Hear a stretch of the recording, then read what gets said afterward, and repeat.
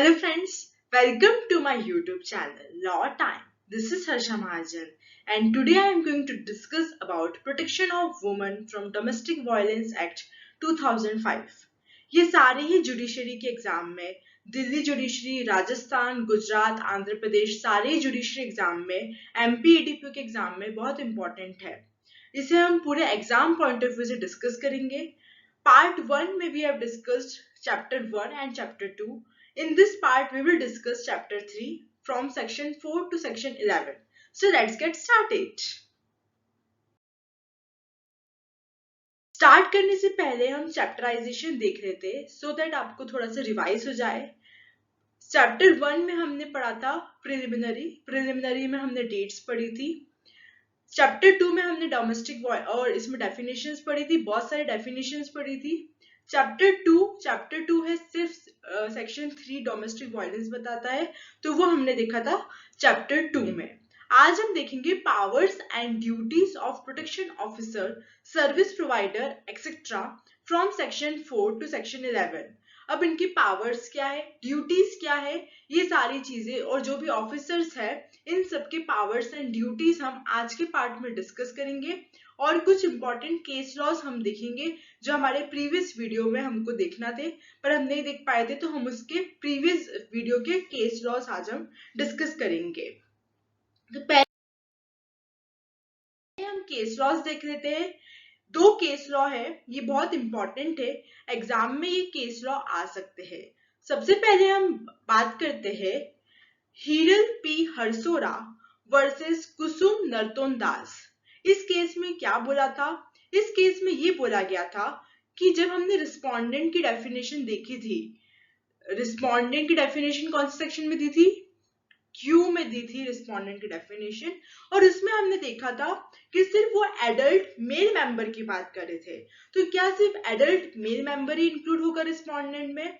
तो supreme court ने Hiral P Harsora versus कुसुम नर्तोन दास के केस में बोला कि मेल इंक्लूड्स फीमेल ऑल्सो, और अगर हम फीमेल को इंक्लूड नहीं करें तो ये क्या होगा? Violative of article 14 of constitution of India होगा, इसलिए फीमेल भी इसमें इंक्लूड होगी। तो अब अगर आप रिस्पोंडेंट की बात करें तो उसमें फीमेल भी आएगी और चाइल्ड भी आएगा, मींस जो भी फैमिली मेंबर्स है सब लोग इसमें इंक्लूड होंगे, सिर्फ एडल्ट मेल मेंबर इंक्लूड नहीं होगा।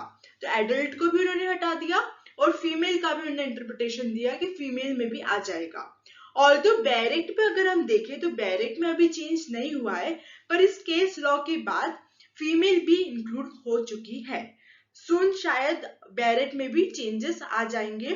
तो अगर आपका एग्जाम में क्वेश्चन आता है तो आपको ये चीज ध्यान रखनी है और इस केस का भी नाम ध्यान रखना है। नेक्स्ट केस है हमारे पास डी वासु स्वामी वर्सेस पटचई अम्मल। इस केस में बोला था, जब हमने देखा था कि डोमेस्टिक रिलेशनशिप की जब हमने बात की थी तो हमने देखा था कि उसमें नेचर ऑफ मैरिज और लिव इन रिलेशनशिप जैसी चीज की भी बात की थी। तो मैंने आपको बताया था कि लिव इन रिलेशनशिप के पर्सन भी क्या कर सकता है? डोमेस्टिक वायलेंस में क्लेम कर सकता है। तो ये कहां से आया था? ये आया था डी वासु स्वामी वर्सेस पटचई अमल के केस में बोला गया था कि जो फीमेल है वो लिव इन रिलेशनशिप में भी अगर रह रही है तो क्या होगा? उसे इस एक्ट का एडवांटेज मिलेगा। ये 2 इंपॉर्टेंट केस है, ये बहुत इंपॉर्टेंट केस है, इसे आप याद रखिए आपके एग्जाम के लिए। नेक्स्ट जब हम चैप्टर 3 पे चलते हैं, चैप्टर 3 का सबसे पहले टाइटल हम देख लेते हैं। टाइटल बहुत इंपॉर्टेंट है, पावर्स एंड ड्यूटीज ऑफ, किस किस की पावर्स एंड ड्यूटीज की बात कर रहे हैं?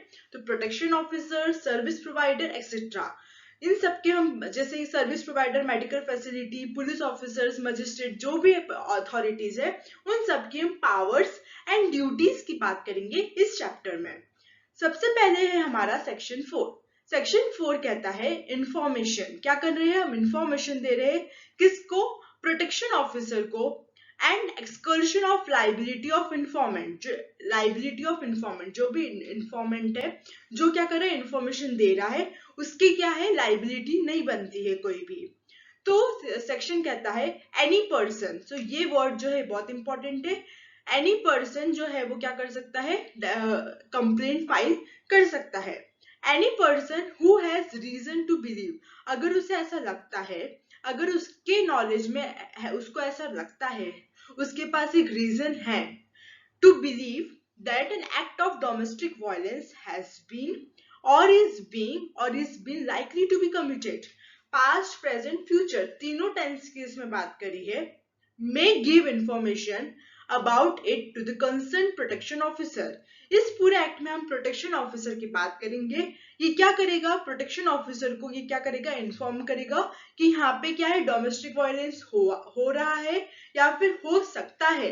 अगर मेरे पड़ोस में मुझे कुछ आवाजें आ रही है तो मैं क्या कर सकती हूँ, प्रोटेक्शन ऑफिसर को इन्फॉर्म कर सकती हूँ कि शायद यहाँ पे डोमेस्टिक वायलेंस हो रहा है या फिर हो सकता है, तो आप इसे आके चेक कीजिए। ये है इन्फॉर्मेंट। अब जो इन्फॉर्मेंट है वो क्या कर रहा है, गुड फेथ में अगर कुछ इन्फॉर्मेशन दे रहा है तो उसकी कोई भी लाइबिलिटी सिविल या क्रिमिनल नेचर की लाइबिलिटी नहीं बनती है। ये एग्जाम में क्वेश्चन आ जाता है, गुड फेथ का प्रोविजन है, उसका कोई भी लाइबिलिटी नहीं बनेगी, पर गुड फेथ होना जरूरी है, उसका मेलाफाइड इंटेंशन होना नहीं चाहिए। ये कहता है section 4। Next section is section 5। Section 5 कहता है ड्यूटीज ऑफ पुलिस ऑफिसर। अब जो पुलिस ऑफिसर्स है उनकी ड्यूटीज क्या है, सर्विस प्रोवाइडर और magistrate. Service provider, police officer, इन सबकी हम क्या करेंगे, अब ड्यूटीज देखेंगे। इनकी ड्यूटी है, अब इनको इन्फॉर्म किया, अब क्या करेंगे, अब इनकी ड्यूटी बता दी। इनकी ड्यूटी क्या है, police officer, protection officer, service provider और मजिस्ट्रेट। अगर आप हेड नोट देखेंगे तो हेड नोट में प्रोटेक्शन ऑफिसर नहीं है, बट उसके टाइटल के अंदर देखेंगे तो प्रोटेक्शन ऑफिसर भी है। तो अगर आपको क्वेश्चन आता है तो आपको सिर्फ हेड नोट से ही देखना है कि प्रोटेक्शन ऑफिसर नहीं है इसमें। तो ये जो भी अथॉरिटीज है, जैसे ही इनको क्या होती है, कंप्लेंट आती है डोमेस्टिक वायलेंस की, या फिर ये वो जो प्लेस है जहाँ पे डोमेस्टिक वायलेंस हो रहा है वहां पे क्या है, ये पर्सन प्रेजेंट है, तो ये क्या करेंगे, ये सारी चीजें करेंगे। उस पर्सन को, जो भी अग्रीव्ड पर्सन है, उसको बताएंगे कि उसके पास ये सारे राइट्स है। वो प्रोटेक्शन ऑर्डर क्लेम कर सकती है, मॉनेटरी रिलीफ क्लेम कर सकती है, कस्टडी ऑर्डर कर सकती है, रेसिडेंस ऑर्डर कर सकती है, कंपनसेशन ऑर्डर कर सकती है, या फिर सारे ही कर सकती है, या फिर वन और more than one of the relief. उसके लिए क्या करना पड़ेगा, उसे एक एप्लीकेशन फाइल करनी पड़ेगी। लॉ में हर चीज मांगनी पड़ती है, खुद से लॉ कभी भी हमें कुछ देता नहीं है। तो लॉ में वो क्या करेगा, सबसे पहले अप्लाई करेगी कि मुझे इन 5 ऑर्डर में से कोई सा रिलीफ चाहिए, या फिर वो सारे भी क्लेम कर सकती है या एक से ज्यादा भी क्लेम कर सकती है। तो ये जो इसका राइट है, ये इसे पहले बताएंगे कि उसे ये सारे राइट्स मिल सकते हैं, तो ये इसकी वो एप्लीकेशन लगा सकती है। ये चीज क्या करेंगे, ये सारे अथॉरिटीज अग्रीड पर्सन को बताएंगे। नेक्स्ट क्या करेंगे, अवेलेबिलिटी ऑफ सर्विस प्रोवाइडर्स। जो भी सर्विस प्रोवाइडर्स है वो कौन कौन से सर्विस प्रोवाइडर अवेलेबल है उसे बताएंगे। प्रोटेक्शन ऑफिसर कौन कौन से अवेलेबल है उन्हें बताएंगे, और उसे बताएंगे कि वो फ्री लीगल सर्विस भी ले सकती है। लीगल सर्विस अथॉरिटीज एक्ट के अंदर वो फ्री लीगल सर्विस भी ले सकती है, ये अग्रीव्ड पर्सन को बताएंगे। Right to file a complaint under section 498A, और उसे बताएंगे कि वो आईपीसी के सेक्शन 498A में भी कंप्लेंट कर सकती है। ये सारी चीजें हम उसे क्या बताएंगे। Provided that nothing in this act shall be constituted in any manner as to relieve. पर जो पुलिस ऑफिसर है वो क्या रिलीव हो जाएगा, ये सारी चीजें बताने के बाद वो रिलीव हो जाएगा? तो नहीं, वो रिलीव नहीं होगा। वो उसकी जो ड्यूटी है, कॉग्निजेबल ऑफेंस अगर कमिट हुआ है तो जो भी उसकी ड्यूटी होती है उसके अकॉर्डिंग वो अपनी ड्यूटी को फॉलो करेगा, उस ड्यूटी से वो रिलीव नहीं होगा। ये कहता है section 5। Next section is section 6 and 7। Section 6 and 7 almost same है।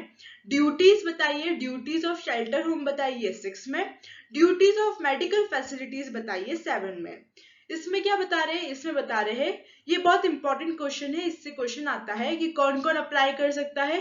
तो सबसे पहले अग्रीव्ड पर्सन खुद, या फिर उसके बिहाफ में प्रोटेक्शन ऑफिसर, या फिर उसके बिहाफ में सर्विस प्रोवाइडर। ये 3 लोग हैं। तो इससे ऑब्जेक्टिव आ जाता है कि कौन कौन कर सकता है, अग्रीव्ड पर्सन, प्रोटेक्शन ऑफिसर और सर्विस प्रोवाइडर उसके बिहाफ में अप्लाई कर सकते हैं कि उसे क्या चाहिए, शेल्टर होम चाहिए, और जो भी उसका इंचार्ज ऑफ शेल्टर होम होगा उसे शेल्टर होम प्रोवाइड करना पड़ेगा। सेम मेडिकल फैसिलिटी में भी दिया है, तो मेडिकल जहाँ पे शेल्टर होम है उसे हटा के इन्होंने मेडिकल फैसिलिटी वर्ड लिख दिया, बाकी पूरा सेक्शन सेम है। ये हो गया section 6 and section 7। Next section is appointment of protection officer, section 8। अब क्या किया हमने, सारी चीजें कर दी, अब प्रोटेक्शन ऑफिसर का अपॉइंटमेंट करते हैं। सेक्शन 8 में क्या कर रहे हैं, हम अपॉइंट कर रहे हैं प्रोटेक्शन ऑफिसर को। तो सबसे पहले हम देख रहे थे कि कौन अपॉइंट कर रहा है, तो स्टेट गवर्नमेंट अपॉइंट कर रही है। मोस्ट ऑफ द चीजें जो भी इस एक्ट में हो रही है वो क्या कौन कर रहा है, स्टेट गवर्नमेंट कर रही है। तो state government shall by notification appoint such number of protection officer. और प्रोटेक्शन ऑफिसर कितने होना चाहिए, तो इन्होंने कोई भी एक स्पेसिफिक नंबर नहीं मेंशन किया है, जितना भी उसको कंसिडर नेसेसरी, जितना भी उसको नेसेसरी लगता है, उसे लगता है कि किसी जगह पे 4 प्रोटेक्शन ऑफिसर की जरूरत है तो वहां पे वो 4 कर देगा। उसे लगता है कि ये जो है वो डेवलप्ड जगह है, यहाँ पे डोमेस्टिक वायलेंस नहीं होता है, तो वहां पे वो एक ही करेगा। तो अकॉर्डिंग टू नेसेसिटी वो क्या करेगा, प्रोटेक्शन ऑफिसर को अपॉइंट करेगा। नंबर उसके फिक्स नहीं किया है, और जो भी उसके जो भी उसके पावर्स और पावर ड्यूटीज है वो सब उसको अंडर द एक्ट जो भी बताया है वो करेगा। कोशिश करेंगे कि जो प्रोटेक्शन ऑफिसर है वो क्या हो, वुमन हो। प्रोटेक्शन ऑफिसर वुमन होगी, अग्रीड पर्सन क्या है, वुमन है, तो क्या होगा, थोड़ा फ्रेंडली रहेगी, वो ओपन अप हो पाएगी उस लेडी से। फिर जो भी इसके टर्म्स एंड कंडीशन है प्रोटेक्शन ऑफिसर के एज वे भी प्रिस्क्राइब्ड, कुछ भी क्लियर नहीं दिया है। तो इसमें जो इंपॉर्टेंट चीज है वो इंपॉर्टेंट चीज ये है कि स्टेट गवर्नमेंट अपॉइंट करेगी और number of protection officer specify नहीं है, तो एज में भी एज इट में कंसिडर नेसेसरी, ये इंपॉर्टेंट चीज है। बाकी इसमें कुछ इंपॉर्टेंट नहीं है। ये हमारा section 8। Next section is section 9। Section 9 में बताता है duties and functions of protection officer. सबसे पहले हमने उसका अपॉइंटमेंट करा, सेक्शन 8 में उसका अपॉइंटमेंट किया। अब हम उसे ड्यूटीज एंड फंक्शंस बताएंगे कि प्रोटेक्शन ऑफिसर की ड्यूटीज और फंक्शंस क्या है, वो क्या करेगा। तो सेक्शन 1 सबसेक्शन 1 कहता है कि ये फॉलोइंग ड्यूटीज करेगा। तो सबसे पहले तो इसमें 9 ड्यूटीज दी है, तो आपसे क्वेश्चन पूछ सकते हैं कि ड्यूटीज ऑफ प्रोटेक्शन ऑफिसर कितनी है, तो 9 ही नंबर है। फर्स्ट ड्यूटी है असिस्ट मजिस्ट्रेट। जो भी मजिस्ट्रेट है उसको क्या करेगा, वो हेल्प करेगा, उसे वो असिस्ट करेगा। Next is to make DIR। जो डोमेस्टिक इंसिडेंट रिपोर्ट है वो बनाएगा, जैसे कि FIR होती है वैसे डोमेस्टिक इंसिडेंट रिपोर्ट होती है, तो वो क्या करेगा, ये DIR बनाएगा। मेक एप्लीकेशन फॉर्म करेगा, जो अपन ने डिस्कस किया कि अग्रीड पर्सन एप्लीकेशन लिखेगा। तो अग्रीड पर्सन इतना कैपेबल तो है नहीं कि वो एप्लीकेशन पूरे प्रिस्क्राइब्ड फॉर्म और मैनर में लिखे, तो उसे क्या करेगा, वो एप्लीकेशन लिखने में हेल्प करेगा, उसकी एप्लीकेशन लिखेगा।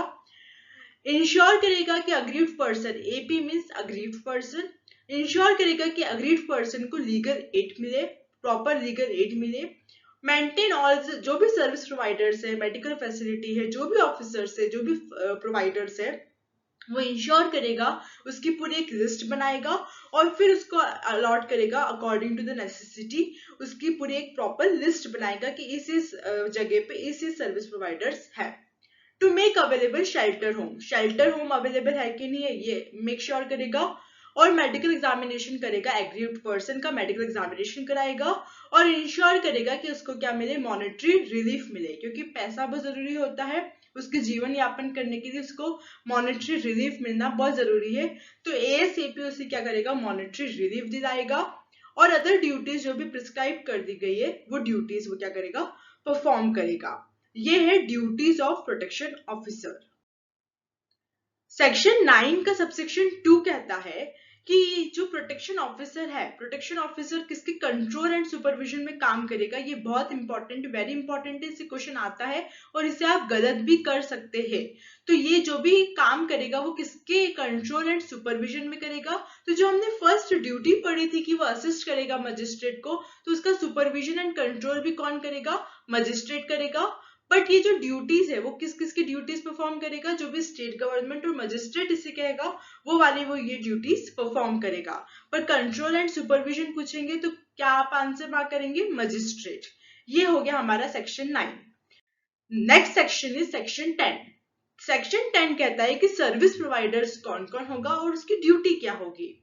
तो एनी वॉलेंट्री एसोसिएशन, कोई भी एक वॉलेंट्री एसोसिएशन है जो कि सोसाइटीज रजिस्ट्रेशन एक्ट 1860 में रजिस्टर्ड है, या फिर कोई कंपनी है जो कि रजिस्टर्ड है कंपनीज एक्ट 1956, या फिर किसी एनी अदर लॉ में वो रजिस्टर्ड है, और उस सोसाइटी और उस कंपनी का मोटिव क्या है, ऑब्जेक्ट क्या है, with the object of protection of rights of women.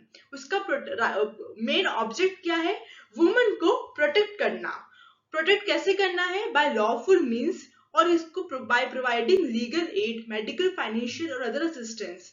वो क्या कर रहे हैं, ये सारे टाइप के असिस्टेंस भी वुमेन को प्रोवाइड करने के लिए ऐसे जो एसोसिएशन है वो बने हैं। तो वो क्या कर सकते हैं, स्टेट गवर्नमेंट के साथ क्या कर सकते हैं, अपने आप को रजिस्टर कर सकते हैं अंडर दिस एक्ट, और उन्हें क्या बोलेंगे, हम बोलेंगे सर्विस प्रोवाइडर। इनके पावर्स क्या है, सबसेक्शन 2 बोलता है इनके पावर्स क्या है। तो इनके 3 पावर्स है। सबसे पहला है कि डोमेस्टिक इंसिडेंट रिपोर्ट बनाएंगे ये, और ये कॉपी ऑफ उसकी जो भी कॉपी है उसको मजिस्ट्रेट को और प्रोटेक्शन ऑफिसर को सेंड कर देंगे। सेकंड ड्यूटी है मेडिकल एग्जामिनेशन कराएंगे उसका, और इसे शेल्टर होम प्रोवाइड करेंगे। उसकी भी सेम ही है, इसकी भी ऑलमोस्ट सेम ड्यूटी है। थर्ड वही बोलता है कि गुड फेथ वाला प्रोविजन है कि इसके जो भी मेंबर है अगर कुछ गुड फेथ में काम करे तो उनकी कोई भी सिविल लाइबिलिटी, क्रिमिनल लाइबिलिटी नहीं होगी, पर ये क्या है, गुड फेथ में काम करना जरूरी है, ये कहता है subsection 3। This is section 10। Last section 11। Section 11 कहता है ड्यूटीज ऑफ गवर्नमेंट। अब गवर्नमेंट की क्या ड्यूटी बनती है, तो पूरे ही एक्ट में सारी जगह पे क्या दिया है, स्टेट गवर्नमेंट, बस एक ही जगह पे सेंट्रल गवर्नमेंट का नाम लिया है, वो है सेक्शन 11। स्टेट गवर्नमेंट और सेंट्रल गवर्नमेंट दोनों मिलकर क्या करेंगे, 4 चीजें करेंगे। 4 चीजें क्या क्या करेंगे, तो सबसे पहले तो इस एक्ट की वाइड पब्लिसिटी करेंगे। इस एक्ट को कब आया, ये एक्ट 2005 में आया। तो इसे क्या करेंगे, जब तक कि लोगों में अवेयरनेस क्रिएट नहीं होगी, जब तक लोगों को पता नहीं चलेगा कि डोमेस्टिक वायलेंस क्या होता है, तो वो एप्लीकेशन कैसे लगाएंगे। तो सबसे पहला तो मेन काम है गवर्नमेंट का, किसकी क्या करेंगे, वाइड पब्लिसिटी करेंगे, रेडियो, टीवी, इंटरनेट, मीडिया, किसी भी माध्यम से इसे हम पब्लिक तक पहुंचाएंगे। Periodic sensitisation and awareness training. Sensitisation means लोगों का ब्रेन वॉश करना, उन्हें समझाना कि डोमेस्टिक वायलेंस गलत है, नुक्कड़ नाटक से या फिर स्किट से, या उनको जिस तरह से उनको समझ में आए, ट्राई करेंगे कि हम क्या करें, सारे ही लोगों को सेंसिटाइज करें, और सारे ही हम क्या करेंगे, सबसे पहले हमारे ऑफिसर्स को ट्रेनिंग देंगे, और हमारे ऑफिसर्स जाके क्या करेंगे, दूसरी जगह पे, गाँव में जाके क्या करेंगे, लोगों को अवेयरनेस क्रिएट करेंगे कि डोमेस्टिक वायलेंस बहुत गलत चीज है और डोमेस्टिक वायलेंस एक्ट है, आप आके क्या कीजिए, डोमेस्टिक वायलेंस में फाइल कर सकते हैं। और जो लेडी है उसे बताएंगे कि उसके साथ क्या हो रहा है, एक्चुअली में डोमेस्टिक वायलेंस हो रहा है। जनरली क्या होता है कि किसी के साथ डोमेस्टिक वायलेंस होता भी है पर उसे पता नहीं चलता है, उसे ऐसा लगता है, वो एक्सेप्ट कर लेती है कि शायद सोसाइटी का रूल ही ऐसा है, कि हमारी पैट्रिकल सोसाइटी है, ऐसा ही रूल है, उसे पता ही नहीं है कि उसके साथ कुछ गलत हो रहा है। तो हम क्या करेंगे, अवेयरनेस क्रिएट करेंगे, उसे हम बताएंगे कि उसके ये सारे अधिकार है, ये सारे राइट है, और ये क्या है, गलत हो रहा है उस लेडी के साथ।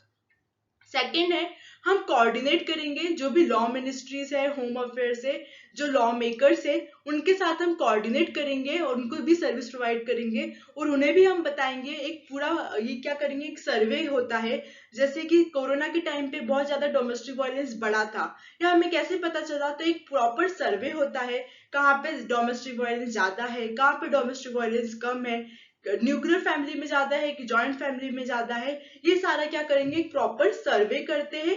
और ये क्या कौन करता है, ये ministry of home affairs, government, ये सब मिलके क्या करते हैं, सर्वे करते हैं। तो उससे हम क्या करेंगे, कोऑर्डिनेट करेंगे, जो भी प्रोटोकॉल्स है वेरियस मिनिस्ट्रीज के, उसमें भी हम क्या करेंगे, उसकी भी हेल्प करेंगे प्रोटोकॉल्स फॉलो करने में। तो ये सारी ड्यूटीज है गवर्नमेंट की। ये हमने पढ़ा सेक्शन 4 से लेके सेक्शन 11 तक, पावर्स, ड्यूटीज, फंक्शंस, हमने सारी अथॉरिटीज के पूरे हमने डिस्कस लिए है। तो हमारा चैप्टर 1 कंप्लीट हो गया, चैप्टर 2 हो गया और चैप्टर 3 हो गया। अब नेक्स्ट पार्ट में हम डिस्कस करेंगे procedure for obtaining orders of relief.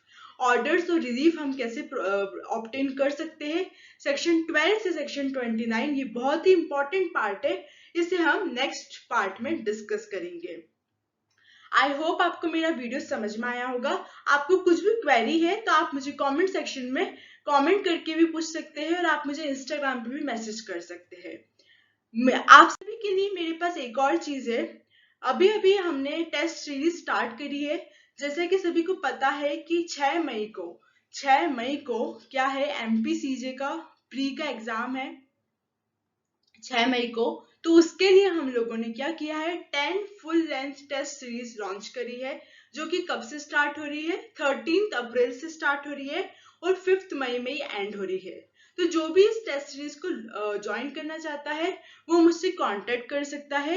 ये टेस्ट सीरीज का जो भी फीस है ये बहुत ही नॉमिनल चार्जेस है, तो आप मुझसे कांटेक्ट कर सकते हैं। ये फुल लेंथ टेस्ट सीरीज होगा, इसमें जीके, कंप्यूटर, इंग्लिश और आपके मेजर और माइनर एड्स जो भी पूरा पेपर का जो पैटर्न है अकॉर्डिंगली ये होगा, और इसे हम ऑनलाइन प्लेटफॉर्म पे कंडक्ट कराएंगे और आपको इसका पीडीएफ भी बाद में मिलेगा और आप इसे प्रॉपर रिव्यू कर सकते हैं, आपकी पढ़ाई कैसी चल रही है, आप इसमें प्रॉपर मॉक टेस्ट आप लगा सकते हैं। तो अगर आप मेरी टेस्ट सीरीज को ज्वाइन करना चाहते हैं तो आप मुझसे कॉन्टेक्ट कर सकते हैं। ये हमारा टेस्ट सीरीज। आई होप आपको मेरा वीडियो समझ में आया होगा। फिर मिलेंगे नेक्स्ट वीडियो में, तब तक के लिए ध्यान रखिए, खुशियां बांटते रहिए। Bye bye.